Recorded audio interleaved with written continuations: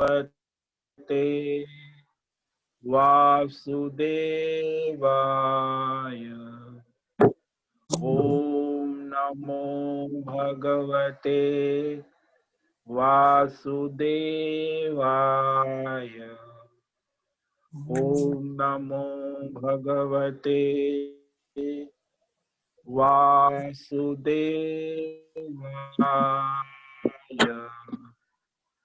ओम नमो भगवते वासुदेवाय। ओम नमो भगवते वासुदेवाय। ओम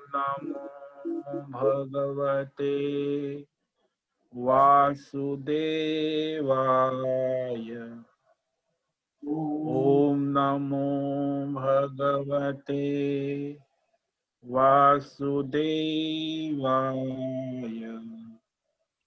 ओम नमो भगवते वासुदेवाय। ओम नमो भगवते वासुदेवाय।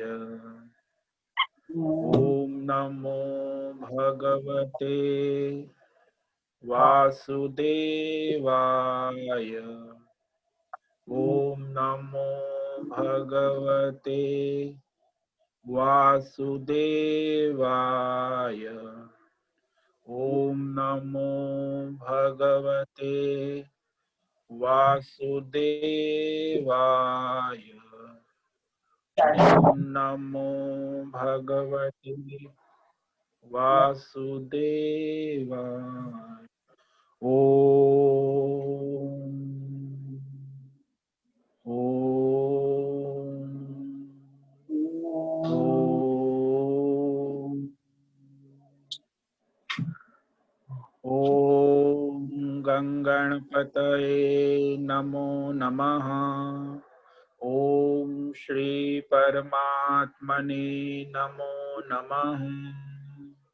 ओम ऐं ह्रीं श्रीं सं सरस्वत्यै नमो नमः।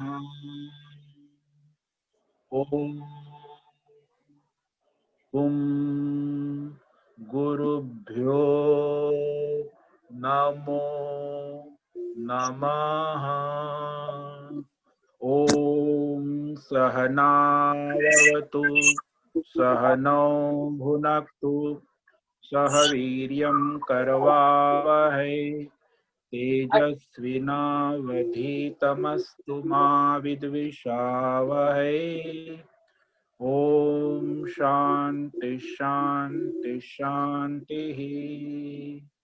सदाशिवसमारम्भां शङ्कराचार्यमध्यमाम् अस्मदाचार्यपर्यन्तां वन्दे गुरुपरम्परा। वन्दे गुरुपरम्परा।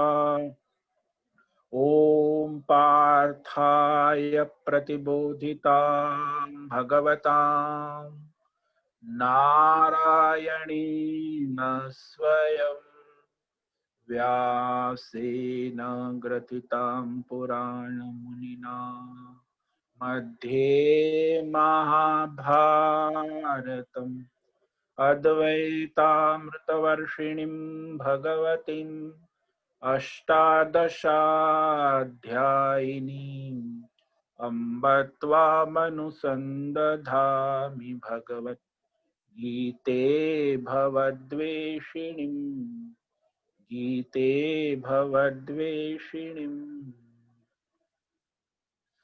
तो आज विक्रम संवत 2077 पुरुषोत्तम मास अधिक आश्विन और षष्ठी तिथि है। शरद ऋतु चल रही है। बुधवार ईस्वी सन 2020 और 7 अक्टूबर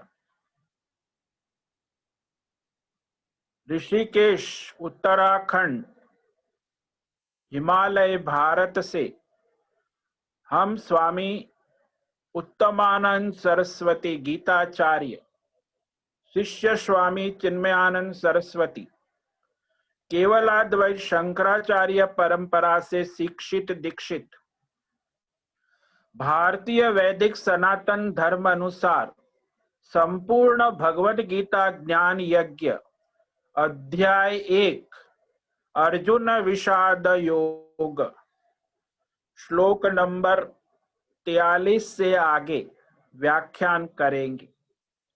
आप सभी साधकों को ओम नमो नारायणाय। आप सभी सावधानी पूर्वक एकाग्रता से स्थिर बैठकर भगवद गीता श्रवण साधना करें, बाद में मनन चिंतन करें। तो कल जो हमने श्लोक किए थे, श्लोक नंबर 41, 42 और 43, इसको संक्षेप में कहकर आगे व्याख्यान करेंगे। अधर्माभिभवात् कृष्ण प्रदुष्यन्ते कुलस्त्रियः स्त्रीषु दुष्टासु वार्ष्णेय जायते वर्णशंकरः। अर्जुन कहता है, हे कृष्ण, जब अधर्म बहुत बढ़ जाता है और धर्म दब जाता है, क्योंकि ये नियम है, जब धर्म बढ़ता है तो अधर्म दबता है और अधर्म बढ़ता है तो धर्म दबता है। चाहे आपके भीतर हो, आपके परिवार में हो, आपके समाज में हो, आपके राष्ट्र में हो कि विश्व में हो, कहीं भी हो, ये दोनों शक्तियां है। एक बढ़ती है तो दूसरी दबती है, तो एक दबती है एक बढ़ती है, तो ये सिलसिला चलता रहता है। तो जब अधर्म बढ़ता है तो उसका सीधा असर कुल की नारियों पर पड़ता है। स्त्री, कुल की नारी यानी जिसको हम माँ कहते हैं, बहन कहते हैं, धर्म पत्नी कहते हैं, बेटे कहते हैं, बहन कहते हैं, पोती कहते हैं, ये सब कुल की नारियां है।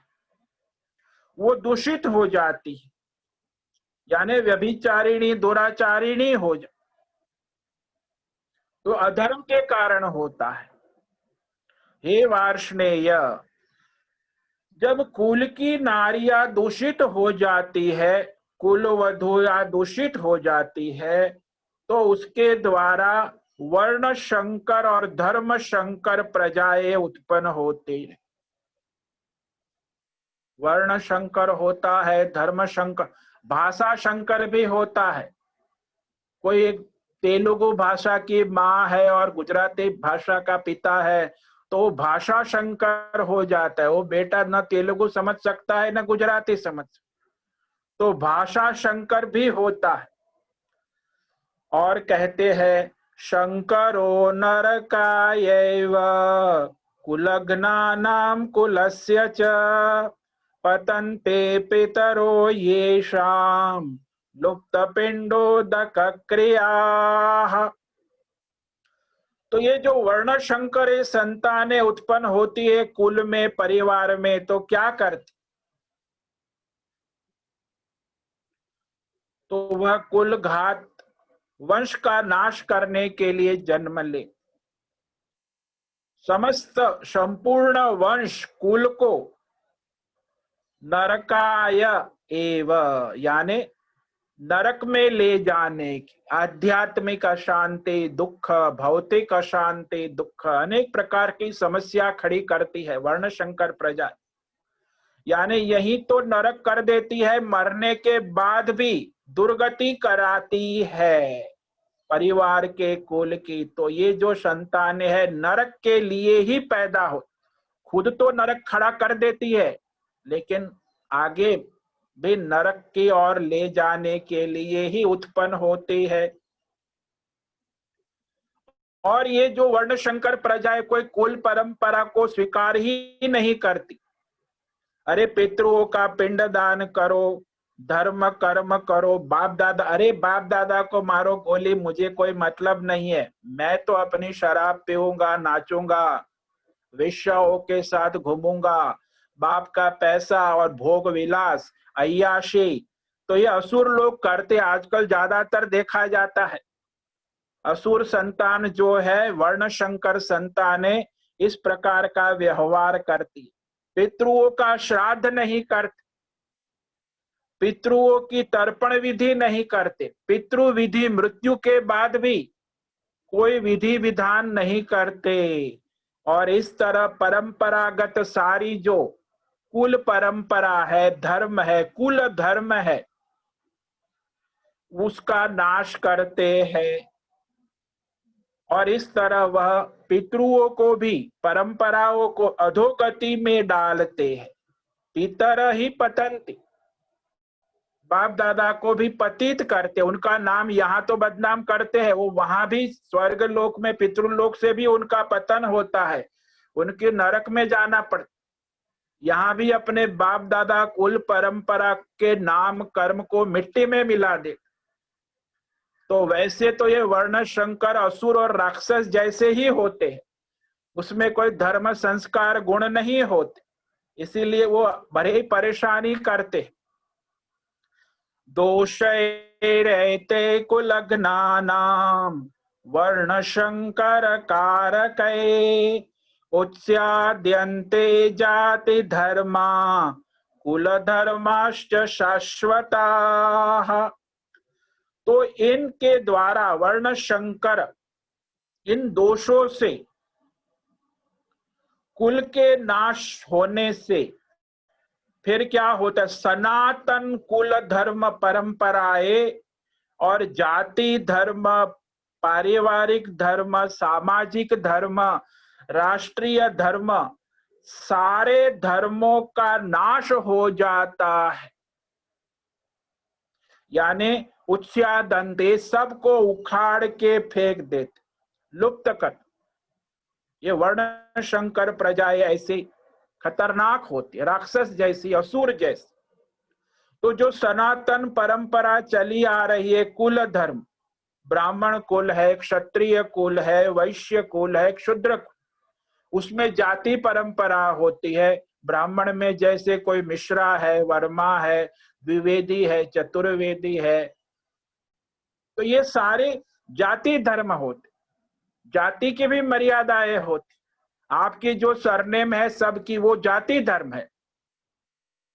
मिश्रा उसकी सरनेम है, शर्मा उसकी सरनेम है, वर्मा उसकी तीसरे, तो ये आपकी जाति धर्म है कि भाई इस जाति में, इस वंश में आप पैदा हुए हैं और उसके पीछे परंपराएं है, धर्म है, कुल है, और 71 पीढ़ी से ये सब आपकी जाति बनती।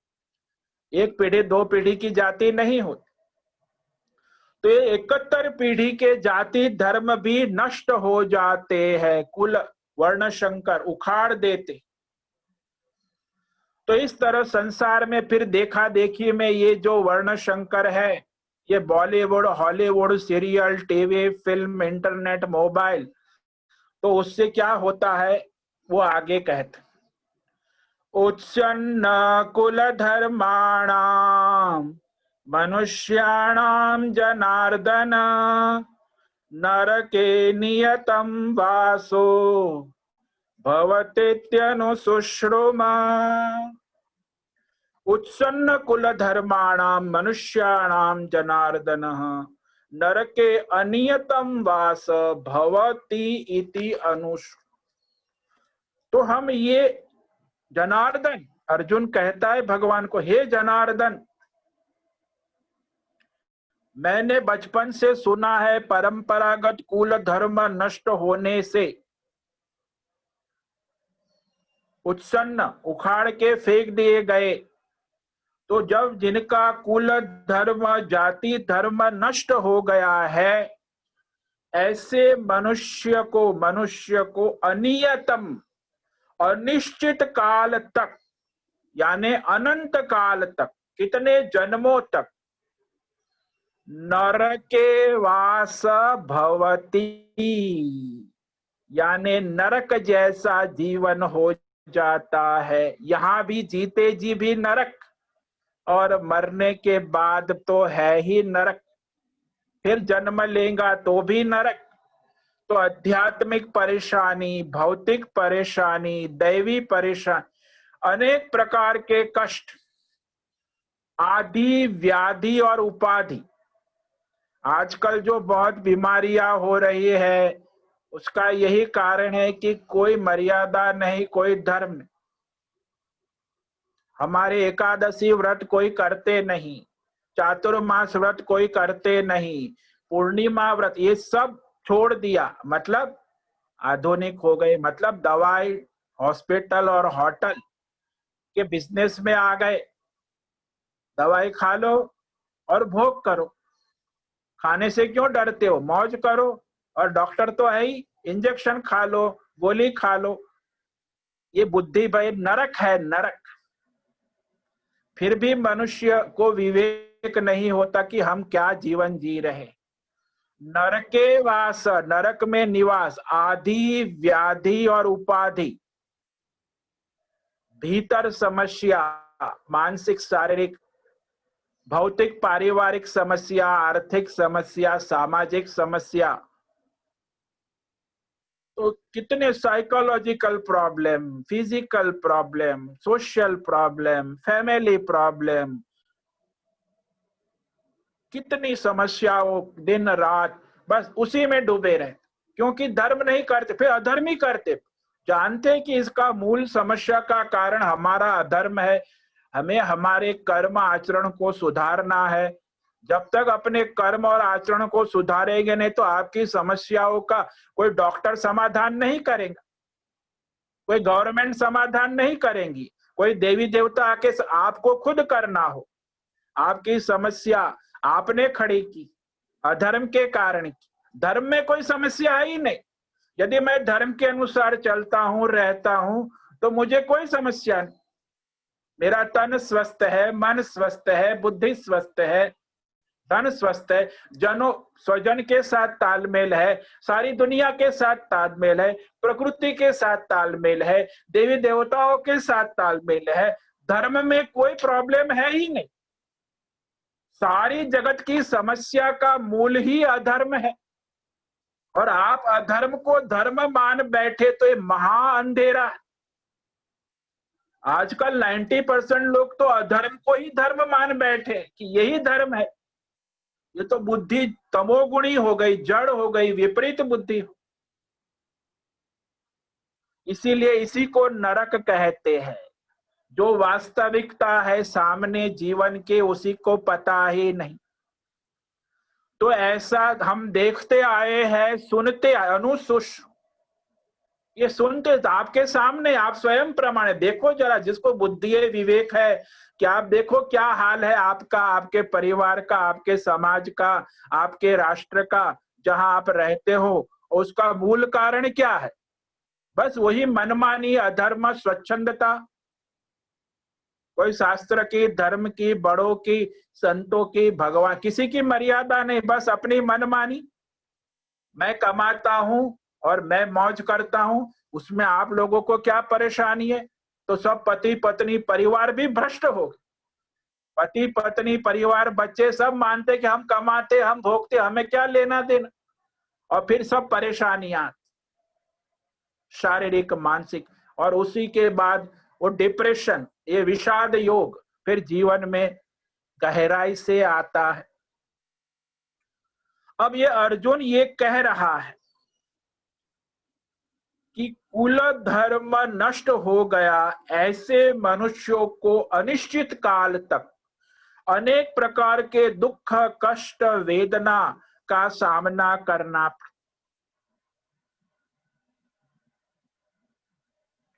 और नरक में वास होता है, ऐसा देखा जाता है, ऐसा सुना जाता।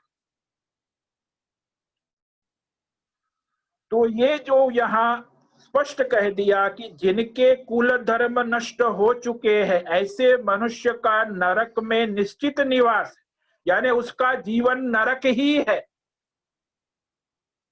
ऐसा धर्म शास्त्र और परंपरा से भी देखा जाता है, सुना जा। तो अब आगे अर्जुन कहता है कि इसीलिए हस्तिनापुर का राज्य और राजभोग राज सुख के लोभ से हम पांडव स्वजनों को मारने के लिए उद्यत तैयार हो गए हैं, इतना महापाप करने जा रहे हैं। तो अर्जुन दुर्योधन आदि द्वारा स्वयं मारे जाने पर भी सबका कल्याण देखते कि मैं किसी को मार नहीं, ये मेरे स्वजन है, वो दुर्योधन मुझे मार दे तो उसमें मेरा कल्याण है और सबका कल्याण है, सबका भला उसी में। तो ये जो अविवेक और मोह की पराकाष्ठा है। तो अर्जुन यहां अपना आश्चर्य व्यक्त करता है। अहो बत महत पापम कर्तुम व्यवसिता वयम यद्राज्य सुख लोभेन हन्तुम स्वजनमुद्यता। अहो बत महत पापम कर्तुम व्यवसिता वयम। अरे हम इतने सज्जन है, समझदार है। अहो हो यतु राज्य सुख लोभे न हंतुम स्वजनम उद्यत। अर्जुन आश्चर्य करता है, खेद करता है। ये अहो शब्द है, बड़ा आश्चर्य व्यक्त कर, ये विस्मय करता है। हाँ अहोबत, ये भी जो अहोबत है ये शोक और विषाद को व्यक्त करता, खेद व्यक्त करता है कि अहोबत हम देखो इतने समझदार धर्मात्मा पांडव, हम लोग बुद्धिमान होकर, धर्मात्मा होकर, सज्जन होकर, धर्मशास्त्र को जानने वाले, परंपरा को जानने वाले, कुल मर्यादा में रहने वाले, और महत पापम महापाप करने को व्यवसिताम तैयार हो गए हैं, मोर्चाबंदी करके खड़े हैं, युद्ध के लिए तैयार है, ऐसा निश्चय करके आए हैं।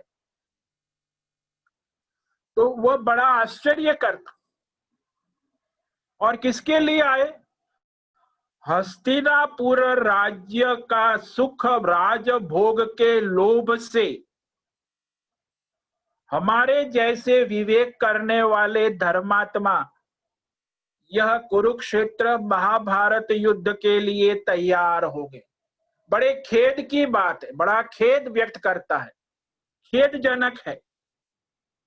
इसीलिए अर्जुन कहता है आश्चर्य है एवं मुझे बड़ा दुख भी है, वेदना हो रही है कि केवल हस्तिनापुर के राज्य सुख भोग से प्रेरित होकर हम पांडव अपने स्वजनों का वध करने के लिए तैयार हो गए हैं, उद्यत हो गए हैं, व्यवसिताम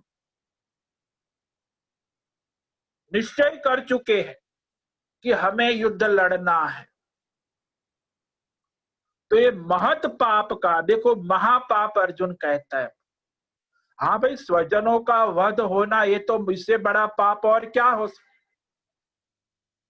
कोई बेटा अपनी माँ की हत्या कर दे तो महापाप है।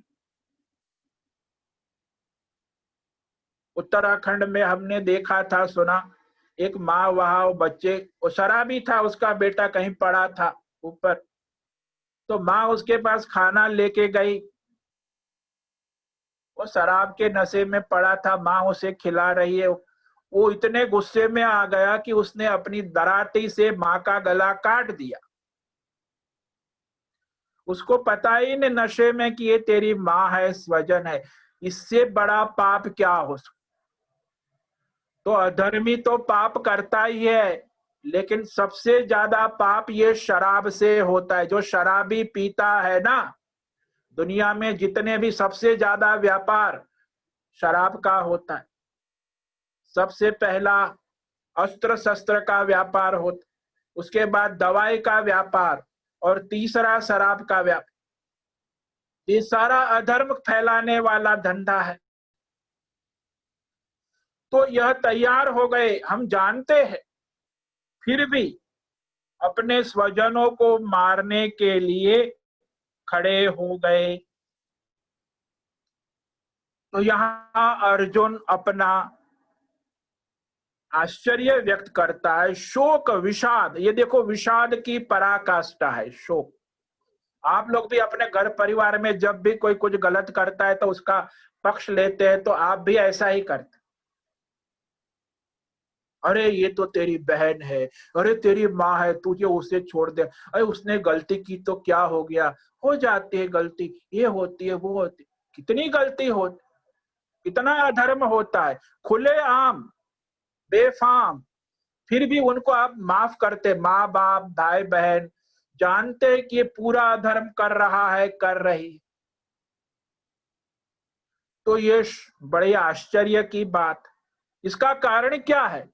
आप देखते हैं कि आपके स्वजन अधर्म कर रहे हैं, फिर भी आप मोह, आसक्ति और शोक के कारण उसके अधर्म का पक्ष लेते हैं, उसके अधर्म को सहारा देते हैं, और फिर आप भी कष्ट में आ जाते। वो तो कष्ट में है ही, और फिर जो समस्याएं खड़ी होती है वो आप जीवन में झेल सकते, तो झेलते हैं।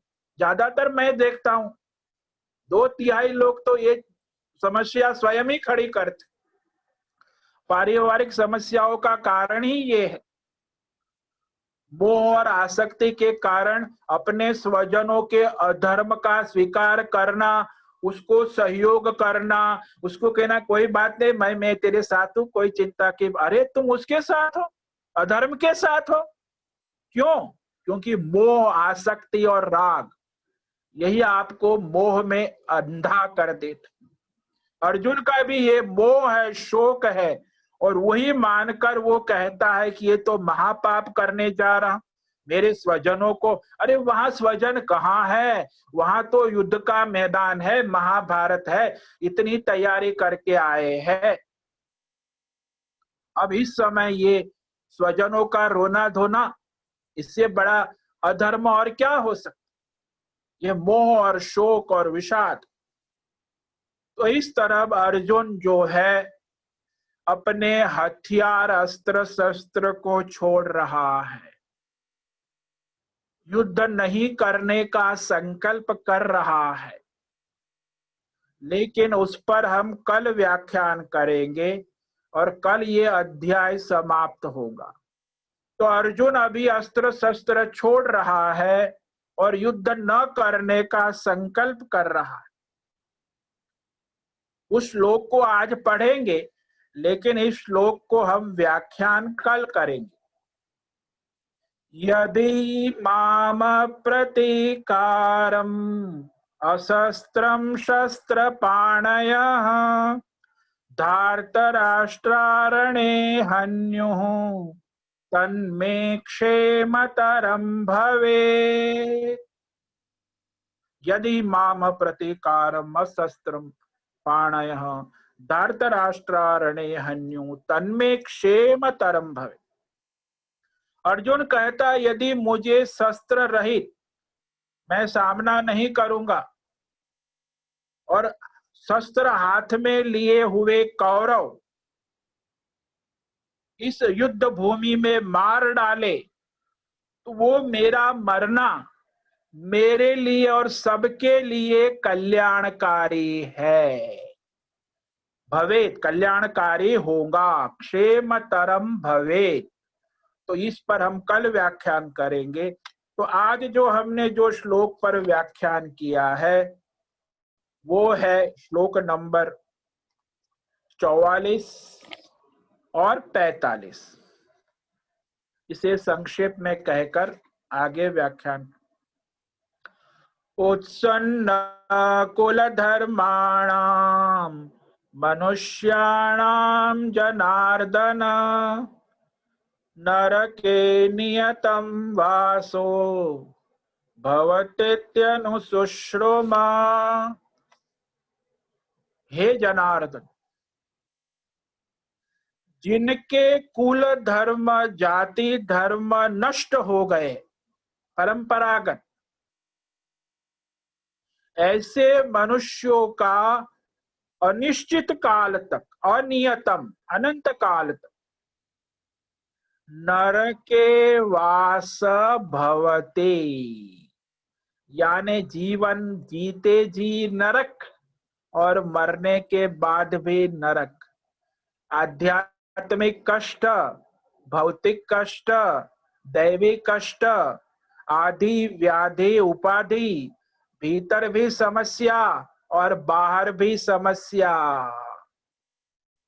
ऐसा हम सुनते आए हैं, देखते आए, और आप लोग भी देखते, आप संसार में रहते, देखो आपके भीतर क्या हो रहा है, आपके बाहर क्या हो रहा है।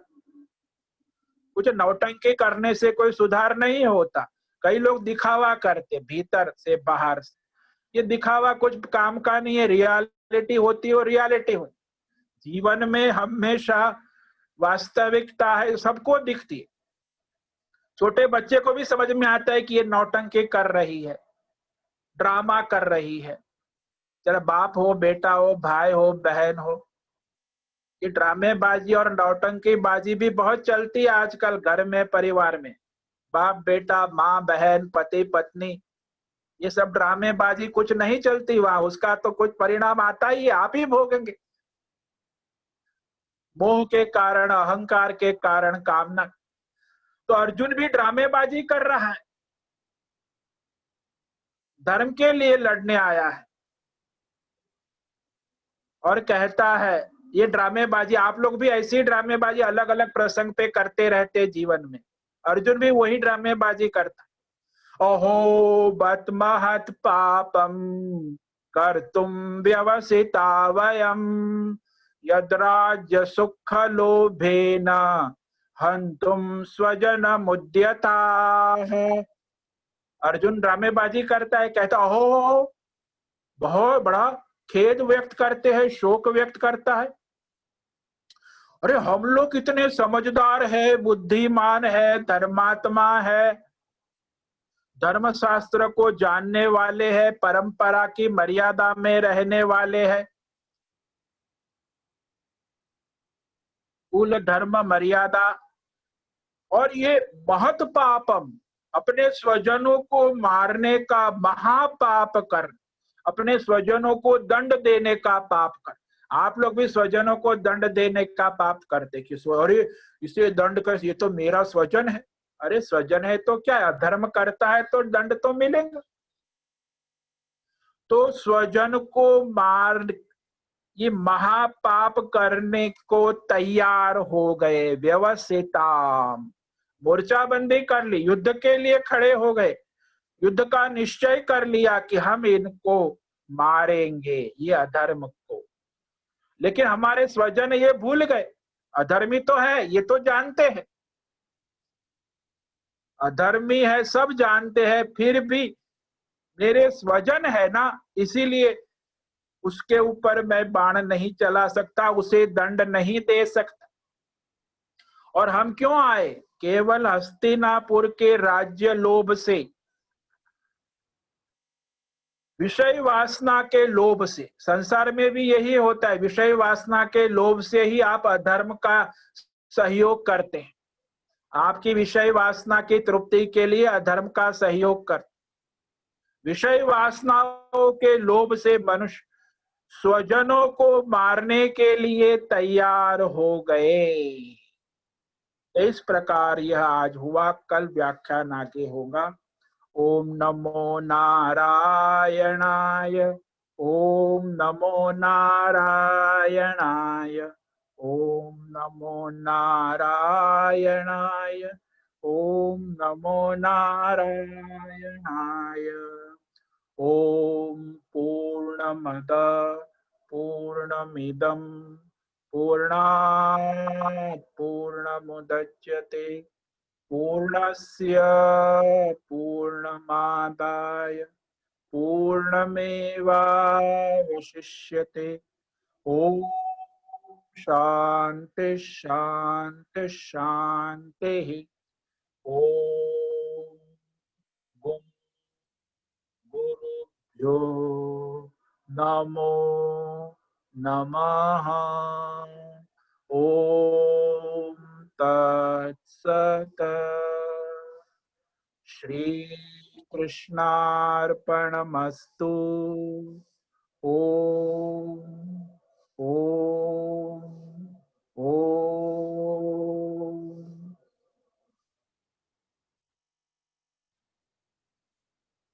तो अब जो है प्रश्नोत्तरी का समय है, लेकिन आपके प्रश्न हो वो पूछे।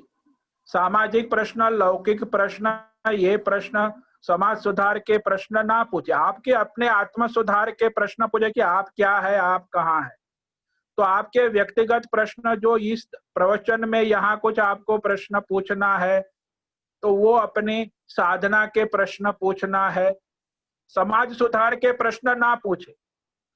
लोक कल्याण, आपको अपना स्वधर्म देखो कि आपके प्रश्न जो है वो ये गीता के अनुसार हो, धर्म के अनुसार हो, शास्त्र के अनुसार। किसी को ये प्रश्नोत्तरी भी जो है वो बहुत महत्व की है। अब आपने सुना तो आपको कोई प्रश्न हुआ, आपके अंदर जिज्ञासा हुई, तो आप ईमानदारी से वो प्रश्न पूछे। दूसरे तीसरे के लिए, थर्ड पार्टी के लिए प्रश्न ना पूछे। कई लोग अपने थर्ड पार्टी के लिए प्रश्न पूछते। अरे आपका प्रश्न पूछो, आपको क्या है। तो आपके अपने व्यक्तिगत आपकी समस्या, आपके प्रश्न है, आपको जिज्ञासा है, ईमानदारी से वह प्रश्न करे कि इसमें मुझे ये समझ में नहीं आया, या ये मेरी साधना में मुझे ये समझ में नहीं आया। तो ऐसे प्रश्नों का मैं स्वागत करता हूं। लोक कल्याण के लिए आप नहीं बैठे, या अपनी साधना के लिए बैठे हैं। अपने भीतर देखो आप कहाँ हो, आपकी योग्यता क्या है, आप क्या कर रहे हो, और अपने आप को मूल्यांकन करो। दूसरों का मूल्यांकन करने के लिए नहीं है साधना। साधना है अपनी स्वयं का मूल्यांकन करो कि आप क्या हो, कहाँ हो, आपको कहाँ जाना है, और आपकी क्या समस्या है। तो इस मार्गदर्शन में अपने प्रश्न पूछो।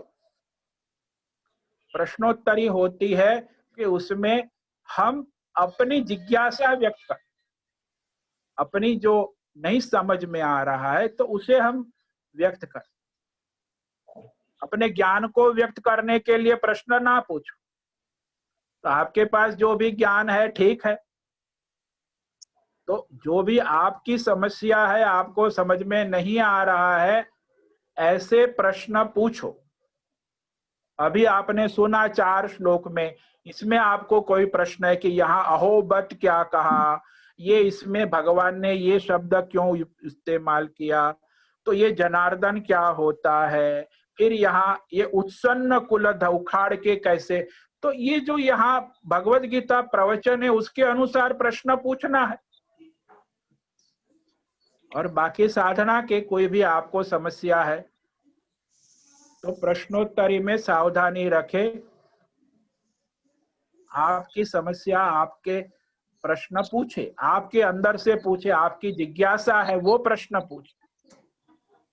दूसरों के लिए प्रश्न ना पूछे। तो ठीक है, अब जिसको प्रश्न पूछना है वो प्रश्न पूछ सकते हैं।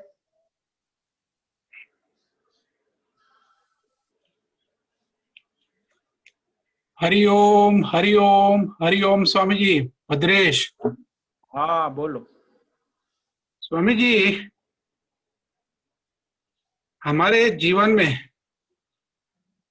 हम व्यक्तिगत, पारिवारिक, कुल, सामाजिक, राष्ट्र, विश्व, देवी देवता का ईश्वर परमेश्वर, अभी हम व्यक्तिगत धर्म कर रहे हैं और सामाजिक धर्म का हमें भान नहीं है, तो अधर्म हुआ। अरे भाई, आप अपना व्यक्तिगत धर्म जो है शास्त्र के अनुसार, परंपरा के अनुसार, सबके भले के लिए कर रहे हैं, तो इसमें सब आ गए। समाज भी आ गया, राष्ट्र भी आ गया, देवता भी आ गए। खाली मनमानी करने से व्यक्तिगत धर्म आपको हानि करता है।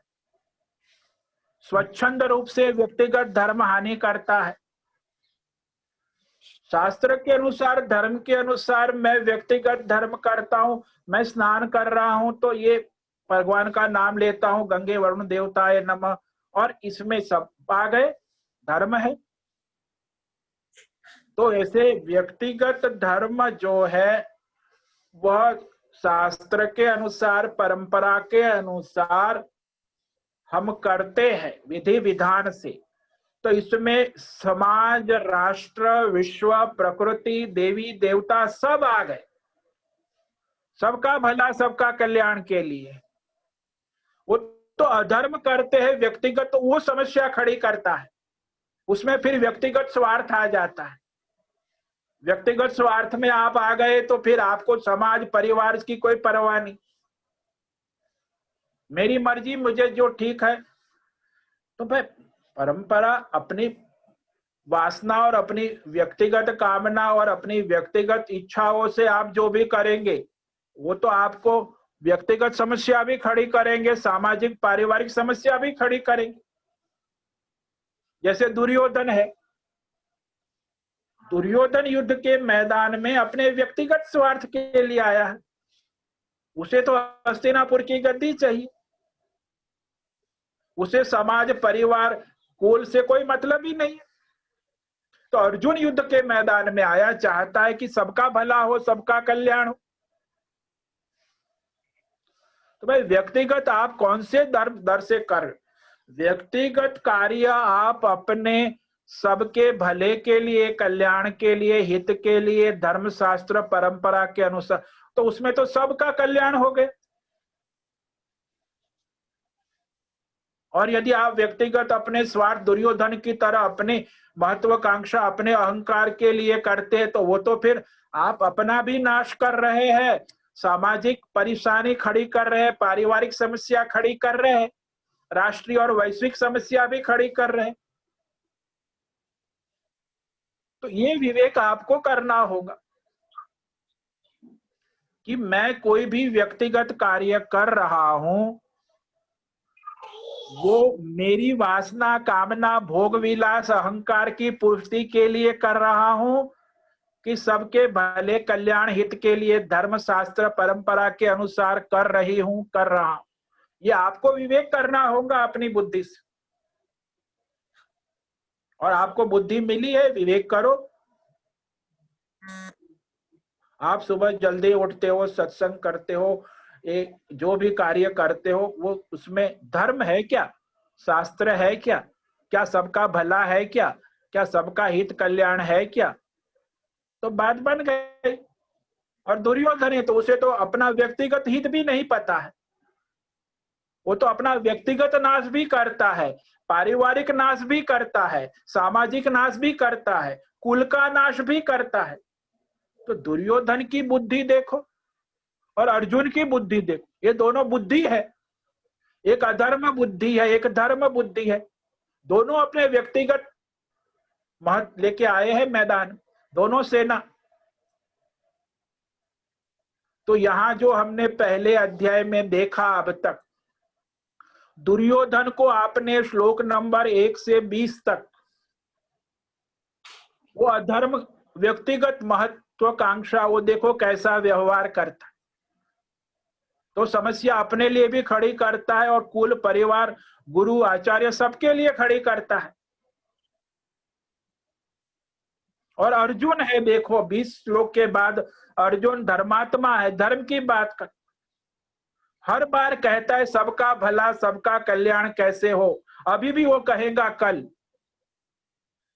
कि मुझे वो लोग मार देंगे तो उसमें मुझे मेरा और सबका कल्याण दिखता है, कौरव मुझे मार दे, मैं हथियार छोड़ रहा हूं। धर्मात्मा है अर्जुन, उसका व्यक्तिगत स्वार्थ नहीं है, वो सबका हित कल्याण चाहता है। तो आप देखो, जो भी आप व्यक्तिगत कर्म कर रहे हो उसमें आपका दुर्योधन जैसा व्यवहार है, अहंकार से कर रहे हो, स्वार्थ से कर रहे हो, तो फिर आप परेशान हो। और आप यदि धर्म के अनुसार कर रहे हो, शास्त्र के अनुसार, सबके भले के लिए कर, तो फिर आपका व्यक्तिगत कार्य भी धर्म हो गया। सबका कल्याण, सबका भला है। समझ में आया? हाँ स्वामी जी। ठीक। हरिओम हरिओम हरिओम।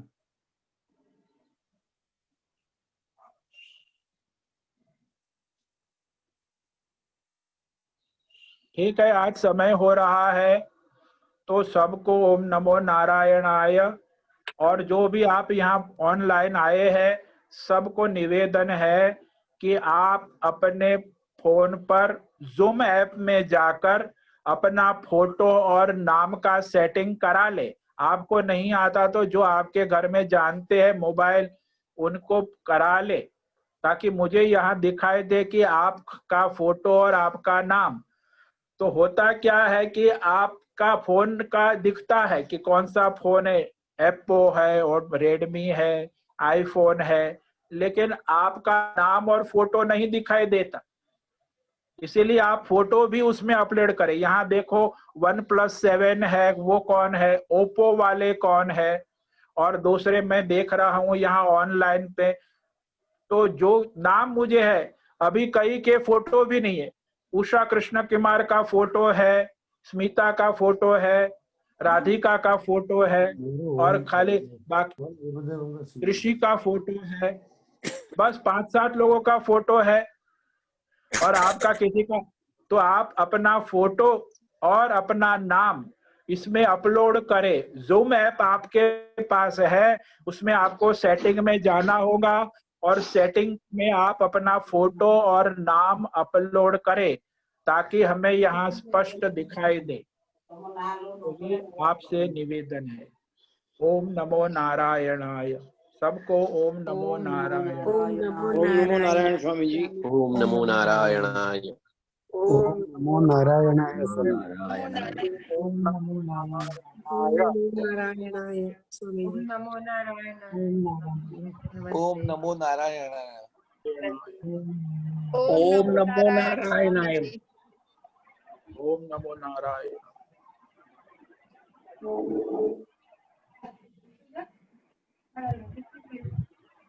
ठीक है, तो नारायणाय। होस्ट को विनंती है कि इस मीटिंग को समाप्त करें। कल सबको फिर मिलेंगे। ओम नमो नारायणाय। ओम नमो नारायण। तो सभी साधकों को विनंती है कि हम अब ये हमारा सत्संग पूर्ण कर रहे हैं। सबको ओम नमो नारायण।